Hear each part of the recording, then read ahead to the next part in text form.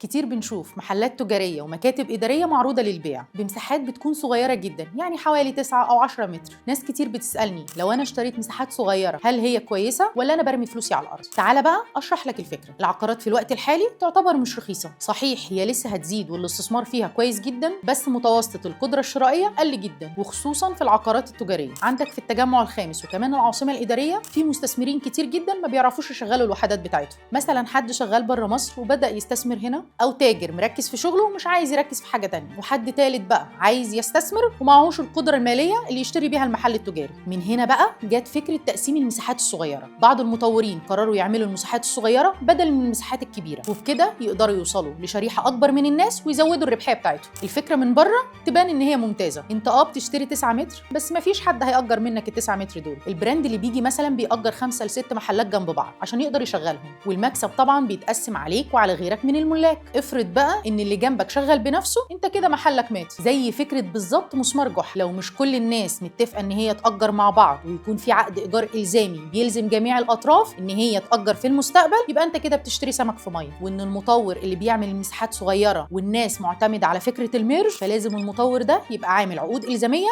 لجميع الاطراف. خد بالك من المطور اللي بيعمل المساحات الصغيره دي بعقود تفويض للايجار. لو عايز تعرف الفرق ما بين عقد الايجار الالزامي وعقد التفويض بالايجار، اتفرج على الفيديو الجاي.